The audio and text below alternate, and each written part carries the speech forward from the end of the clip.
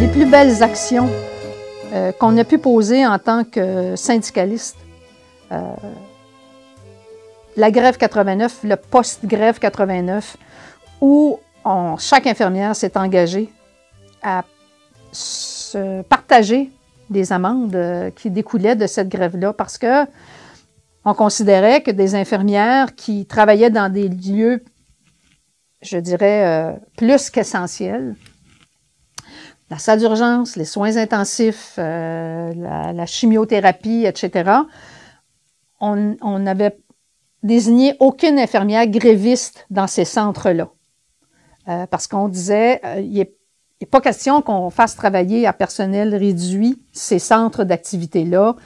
Donc, les infirmières qui travaillaient sur les autres départements, elles étaient des grévistes. C'est elles qui faisaient les lignes de piquetage devant les centres hospitaliers ou les CLSC, etc. Mais les infirmières comme moi, en salle d'urgence, et à l'époque où on fait la grève en 89, mon poste était aux soins intensifs. Alors, on ne me demande pas de faire la grève. Je n'ai pas perdu de salaire comme tel. Alors, pourquoi? Parce que moi, je suis dans un centre d'activité comme la salle d'urgence ou les soins intensifs. J'ai aucune pénalité monétaire. Alors que ma collègue qui travaille sur un département de chirurgie ou de médecine générale, elle va avoir 5, 6, 7, 8 jours de perte de salaire. Ce serait injuste. Donc, chaque infirmière, même si on n'a pas fait la grève, on devait verser une somme au syndicat qui l'a redistribuée à toutes les infirmières, ce qui fait qu'on a perdu également la même somme d'argent. Je pense que c'est la plus belle solidarité syndicale qu'on puisse avoir. Et, associé à ça, on avait comme pénalité, si tu fais une journée de grève ou une partie de journée de grève, tu perds une année d'ancienneté. Et là aussi, on disait, mais c'est injuste. Moi, j'ai perdu aucune année d'ancienneté, alors que ma collègue en a perdu 2, 3, 4 ans. C'est épouvantable. Alors là, on a établi une liste d'ancienneté en parallèle avec celle de l'employeur. Si on m'appelait, moi, parce que j'étais, selon la liste d'employeurs, la plus ancienne, je ne donnais pas immédiatement ma réponse. Je communiquais avec mon syndicat pour savoir si j'étais vraiment la plus ancienne sur la liste. Si je ne l'étais pas, je déclinais le poste pour arriver à celle à qui allait vraiment le poste. Alors ça, je pense aussi que c'était dans les plus beaux gestes de solidarité syndicale qui puissent se faire au Québec, je pense. C'était pour moi, un moment exaltant, je vous dirais. C'était beaucoup de travail, hein? Beaucoup de travail pour maintenir cette liste-là, cette double liste d'ancienneté à jour constamment, sans les moyens informatiques que l'employeur avait. Redistribuer l'argent, aller chercher l'argent, redistribuer l'argent, ça a été aussi une somme de travail importante, mais combien enrichissante. Combien enrichissante. Notre organisation s'en est sortie grâce à ça. Les caisses d'économie nous ont donné un bon coup de main parce qu'ils ont accepté d'entrer dans cette formule-là, où on avait la formule REM. Les gens, c'était une contribution volontaire, là, hein? On entend souvent des gens, pas souvent, mais on entend parfois des gens dire « Moi, je vois pas pourquoi je payerais le syndicat, je suis contre ça, le syndicat, on m'oblige à entrer au syndicat. » Alors là, les gens, ils étaient plus obligés de le faire parce que la loi leur permettait maintenant de s'exclure de ça. Mais non, les infirmières, volontairement, ont signé des chèques. Ils venaient porter leur chèque au bureau syndical pour qu'on en fasse le dépôt pour que la formule REM perdure. Alors, il y a eu ça qui nous a permis de se sortir de cette grève-là de 89, des répercussions de la grève et le support de nos collègues des autres provinces du Canada. Ouais, des prêts sans intérêt. Ça nous a permis de maintenir la FIC à flot les années qui ont suivi, là, et puis on a été capable de les rembourser après, là. Les infirmières, d'emblée, ont accepté ça, cette double liste d'ancienneté, de verser leur formule REM. Je ne dis pas qu'il n'y a pas eu des exceptions, là. C'est pas tout le monde c'est pas la perfection, là. Mais je vous dirais qu'à 98%, les gens le faisaient et comprenaient pourquoi ils posaient ce geste-là. Ce qui était un petit peu plus difficile à faire comprendre, c'est les jeunes infirmières qui arrivaient, qui, elles, étaient au cégep au moment où on a fait la grève, qui, elles, se disaient « Ben moi, je n'étais pas là. Pourquoi je paierais pour ça? Je n'ai pas à te faire un chèque pour des cotisations syndicales. Alors là, c'était l'éducation. Il a fallu qu'on fasse l'éducation, qu'on leur rappelle l'histoire, puis qu'on leur démontre que la bataille que nous, comme infirmières, on venait de faire l'année précédente, leur arrivée, ben elles en avaient le profit, là, aujourd'hui. Hein? Elles avaient de meilleures conditions de travail, elles avaient un salaire supérieur à ce que nous, on avait connu. C'est parce qu'on avait fait une bataille. Donc, si elles avaient droit à ces bénéfices-là, ben il fallait qu'elles prennent les inconvénients qu'il y avait encore temporairement. Ça a été un petit peu plus difficile. Là, il a fallu qu'on fasse vraiment ce que j'appelle de l'éducation populaire, là, puis qu'on leur enseigne l'histoire, parce qu'au cégep, on leur avait juste dit, les infirmières sont en grève, vous n'avez pas de stage. Fait que pour eux, c'était « Yeah, on n'a pas de stage! » Mais elles ne voyaient pas toute la bataille qu'il y avait derrière ça. On ne leur a pas expliqué, surtout pas, toute la bataille qu'on menait à l'époque.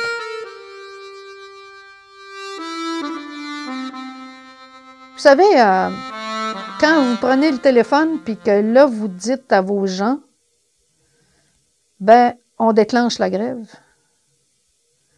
C'est lourd de conséquences et on le sait, hein. C'est des pertes de salaire. Vous le savez que parmi vos rangs, il y a des familles monoparentales, là. Il y a des gens qui sont près de la retraite puis qui ont besoin de l'argent là pour sur les fins d'année pour placer leurs choses. Il y a des gens qui ont des budgets serrés.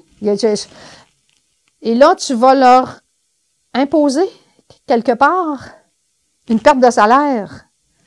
Après ça, comment la population va réagir? Comment un tel va réagir? Comment les vis-à-vis patronaux vont réagir? C'est lourd de déclencher une grève. C'est lourd. T'as beau dire, oui, mais j'avais le mandat, on est allé voir auprès des gens s'ils étaient d'accord, qu'on amène la bataille jusque-là. Et bon, ils t'ont répondu oui à tant de pourcentage. Mais tu penses toujours à ça, les effets collatéraux de la grève que tu mets en place. Ce serait peut-être facile aujourd'hui, avec le recul, de dire, ben peut-être qu'en telle année, la grève, on l'a commencé une journée trop tôt ou on l'a fini une journée trop tard. Peut-être. Mais au moment où on l'a fait, on a pris cette décision-là avec ce qu'on avait entre les mains. Telle information, faire le contexte politique, faire le contexte économique de la province de Québec, faire le contexte social. Ces trois contextes-là, tu mets ça là, tu fais ta perspective, puis là, tu dis, oui, ça vaut le coup qu'on aille à la grève, ou non, ça vaut pas le coup qu'on aille jusqu'à la grève. Ce qui fait qu'aujourd'hui, je peux vous dire que j'ai pas de regrets. Si aujourd'hui, refaire une grève, peut-être, il faudrait que je fasse mon contexte de négociation avec ce qu'il y a dans le politique, dans le social, dans l'économique, puis voir l'état des membres, comment ils sont, est-ce qu'ils ont... Parce que ça demande un effort, faire une grève aussi. Là. Tu travailles pas, mais tu travailles plus quand tu es en grève que quand tu travailles quand tu n'es pas en grève. Peut-être qu'on le ferait, peut-être qu'on le ferait pas. Mais des regrets, non.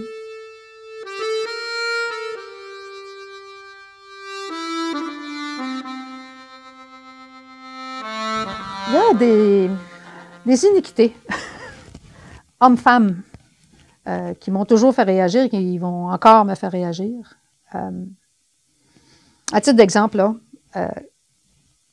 dans le réseau public de la santé, il y a des bâtisses physiques, bien sûr, qu'on appelle un CLSC, un hôpital ou un CHSLD. À l'intérieur de ces bâtisses-là, ben, il y a de la tuyauterie. On ne demandera pas à l'infirmière de s'occuper de cette tuyauterie-là.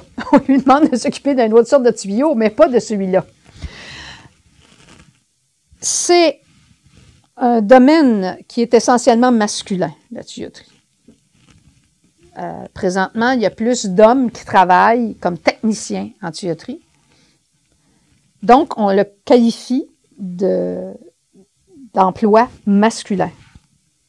Ben, à mon époque où moi j'ai négocié, les techniciens en tuyauterie gagnaient plus cher que les infirmières qui avaient une formation collégiale.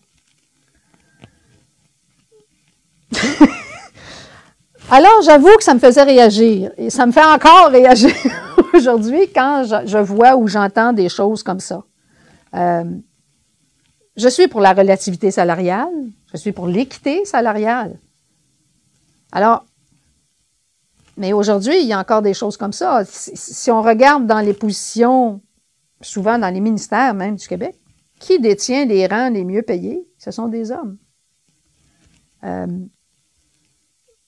Leur condition de travail est mieux. Pourquoi? Pourquoi? Parce que c'est un métier de femme qu'on n'a pas le droit d'avoir des salaires plus élevés. Est-ce qu'on garde encore en arrière-pensée, c'est un deuxième salaire qui s'ajoute au petit cocon familial, le premier étant celui de l'homme. Bon, celui de la femme est un petit peu moins... C'est comme si on traînait ça encore, ces histoires-là de Mathusalem.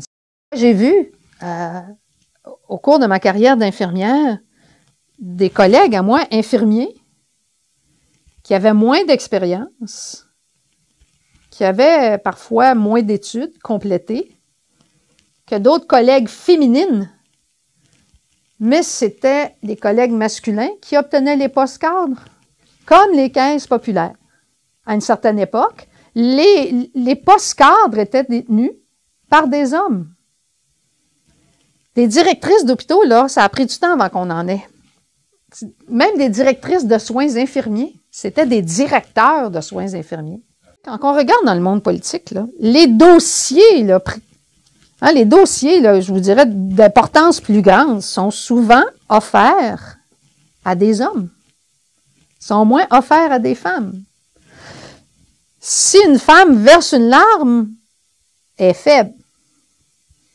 Si un politicien verse une larme, mon Dieu, qui est sensible à la cause. 2 poids, 2 mesures. Des hommes portent des habits Armani. Moi, je vous dirais pas là qu'il y a un certain premier ministre du Québec, et d'ailleurs la majorité de nos premiers ministres du Québec sont très bien habillés. Très, très bien habillés.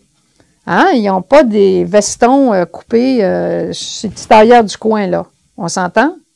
Jamais un commentaire de journaliste là-dessus. Jamais. Que Mme Marois arrive bien vêtue, ça fait boule de neige en province de Québec. Les journalistes s'accrochent là-dessus. Expliquez-moi ça. Expliquez-moi ça. Il y a des choses où tu dis, voyons, ça n'a pas de bon sens. 2 poids, 2 mesures. Si c'est un homme ou une femme qui pose un geste, qui pose une action, ça me fait réagir beaucoup. Mme Thériault qui est partie en congé maladie, quand c'est un homme qui prend un congé de cette façon-là, on va dire qu'il s'est tellement battu pour son dossier que ça l'a amené sur le bord du burn-out. Il n'y a pas une question de faiblesse quand c'est un homme. Mais si c'est une femme, il y a une question de faiblesse, automatiquement. Une chance, au Québec, l'équité salariale, les partis en place, ça a été voté, la loi sur l'équité a été votée à l'unanimité. Mais on a de la misère à la faire appliquer, là, encore, là. Pour la maintenir, l'équité salariale qui a été mise en place. C'est encore des batailles.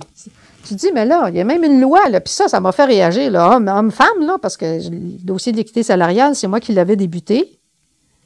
J'étais en place à ce moment-là, au moment où il débutait le dossier. Dans la loi, il était inscrit qu'on ne pouvait pas se comparer aux policiers de la Sûreté du Québec. Ben oui, parce que les policiers de la Sûreté du Québec, ils ont un DEC, hein? Ils ont une formation d'études collégiales. La grosse majorité des infirmières, ils ont une formation d'études collégiales. Les infirmières vont vouloir aller se comparer aux policiers de la Sûreté du Québec, qui est un métier masculin, parce qu'en équité salariale, tu compares les dossiers masculins avec les dossiers féminins. Ah, ils nous ont vu venir à 100 000 à l'heure. Alors, ils l'ont inscrit dans la loi qu'on ne pouvait pas se servir de ce métier-là. Encore aujourd'hui, on ne peut pas se comparer en équité salariale aux policiers de la Sûreté du Québec. On ne peut pas. Ils sont exclus de ça. Sur l'équité, il n'y a pas juste la formation scolaire qu'on regarde.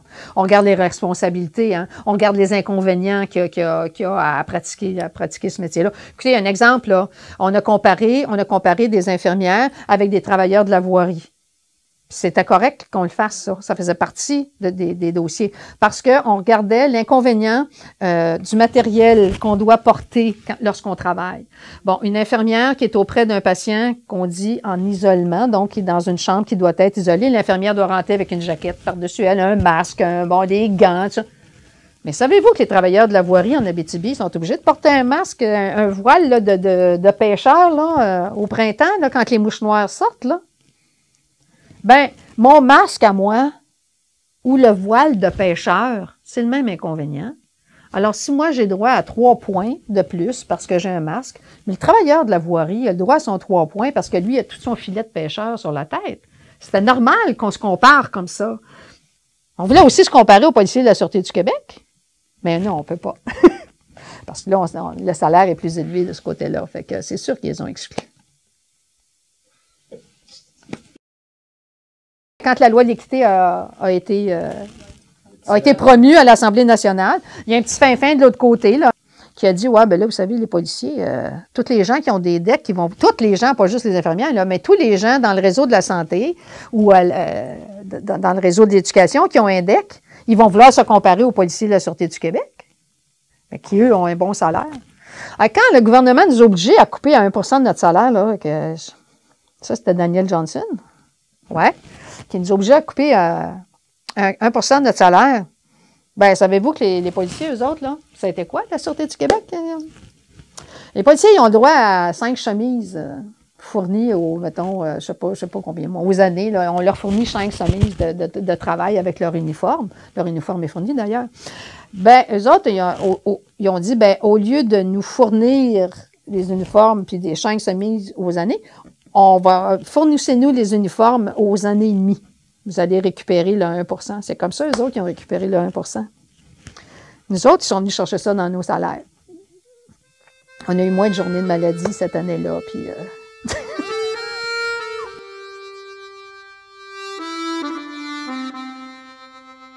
C'est primordial de rester crédible. Et dans le monde syndical, c'est difficile. C'est difficile dans ce sens que pour les chefs, là, je parle, là, c'est difficile parce que quand on passe en clip à la télé la plupart du temps, c'est parce que le dossier va tellement mal. Et puis, du fait qu'on est rendu là, c'est qu'ils nous ont déjà choqués depuis un bout de temps. La colère est installée quasiment. Alors, on a toujours l'air des gens enragés quand on passe à la télé. Parce que on est rendu à un point de la bataille qui est tellement serré, puis c'est ça qui passe à la télé. Puis là, tu dis, ben écoute, non, elle est toujours enragée, elle. Elle n'est jamais contente de ce qui se passe. Alors que quand on a des dossiers positifs, puis que ça va bien, puis qu'on met des beaux dossiers en place, le plus bel exemple, la FIC a mis en place une clinique d'infirmières dans la région de Québec, là, à Québec même, qui fonctionne sans médecin. Ça fonctionne. On a évité, je ne sais plus combien de pourcentage d'hospitalisation avec ça. C'est positif. On n'en entend pas en parler longtemps. Ce qu'on a beaucoup plus entendu, c'est que le ministre, il ne mettra pas de l'argent dedans, lui. Alors, quand on passe à la télé ou à la radio, on a l'air des enragés ou des gens toujours insatisfaits. Alors ça, c'est difficile de combattre ça, cette image-là, quand tu es un chef syndical. Avec des clips de 30 secondes, il faut que tu passes ton message dans 15 secondes parce que sinon, c'est fait. Tu n'as pas la parole pendant 2-3 minutes là, d'un bulletin de nouvelles. C'est 15-20 secondes maximum, puis passe ton message. Fait que là, tu fais le choix lequel de tous les messages que je dois passer, que je vais passer cette fois-ci. Bien, il va falloir, je pense, en passer plus des 15 secondes sur la protection de nos services publics. Parce que là, nos politiciens sont en train de nous en passer quelques-unes. Des 15 secondes qui frappent plus que les nôtres.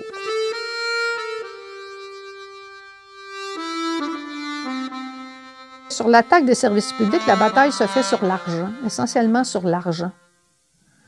On entend moins dire le privé est plus performant.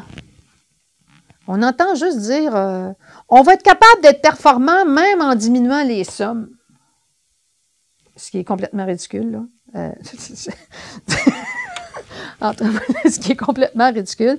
Mais le discours est là. Le discours est... je suis pas austère, je tiens avec rigueur mon budget. Non. Ben, bon, alors là, ils ont laissé nos services publics sont pas aussi performants que le privé. Ça, ils ont arrêté de dire ça. Parce que c'est un discours qui, finalement, on a été capable de contrecarrer, ou en tout cas, en partie contrecarrer. Et là, ils sont juste sur l'argent. Il faut se donner des services qu'on a les moyens de se payer. C'est des comptables. Comptables. Quoiqu'il y a beaucoup de docteurs parmi les ministres, mais ça reste un monde comptable, puis on n'est que sur les sous. Mais c'est faux de dire que je peux couper indéfiniment sans qu'il y ait des répercussions sur les services que je donne. Voyons, c'est illogique, là. Non, avec moins, tu ne peux pas faire plus, là. On est rendu à l'os, là. On a coupé à la chair, là, on est rendu à l'os. Bien, on le brise-tu?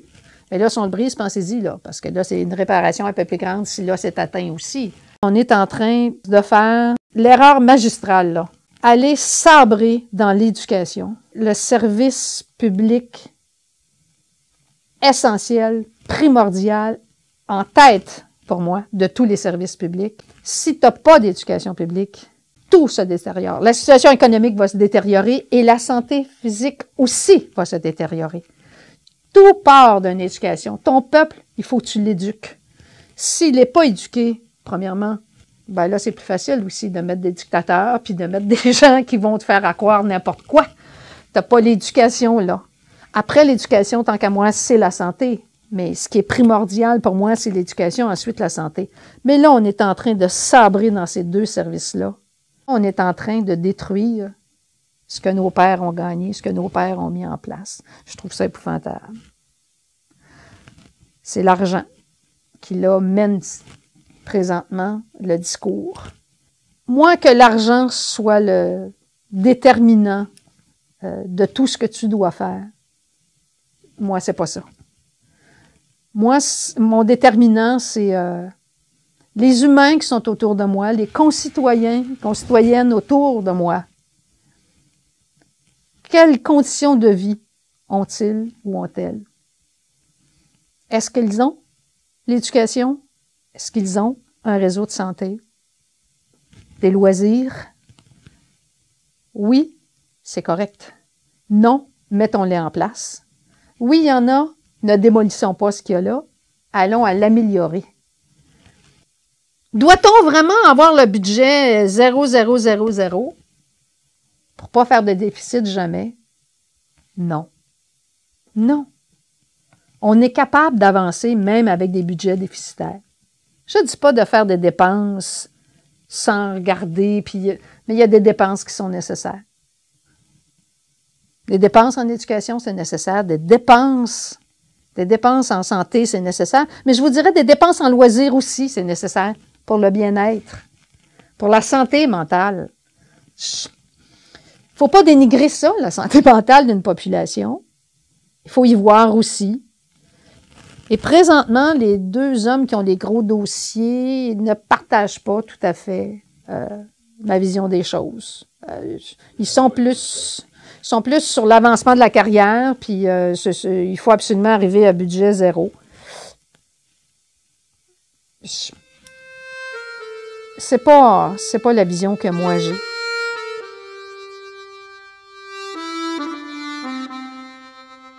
J'ai eu une belle vie. J'ai eu une très belle vie. J'ai encore une très belle vie, mais c'est des étapes de vie pour moi. L'enfance, l'adolescence, mon premier travail,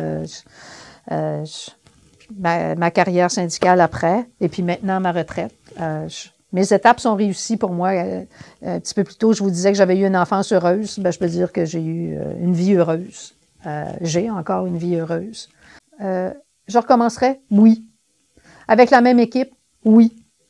J'ai connu différentes équipes là, au comité exécutif, chacune avec des forces et des faiblesses différentes. Mais oui, c'est des gens convaincus, des gens qui étaient là pour faire avancer les dossiers. Ils n'étaient pas là pour leur petit pouvoir personnel. Puis, quoi qu'on en dise, ils n'étaient pas là pour un avenir politique. Ils étaient là vraiment pour... Là, présentement, qu'est-ce que je peux faire pour améliorer les conditions de mes collègues, de mes consoeurs, de mes confrères? Ce qui fait que, oui, j'ai eu la chance d'avoir de belles équipes autour de moi. Je m'ennuie du contact humain qui ressort de ça. Autant que j'ai trouvé une deuxième famille quand j'ai commencé à travailler à l'urgence, autant j'ai trouvé une famille plus mature quand j'ai commencé à faire du syndicat. Mais c'était des liens très, très forts. Très forts. Fait que j'ai été heureuse toute ma vie là-dedans. Ouais, une chanceuse, moi.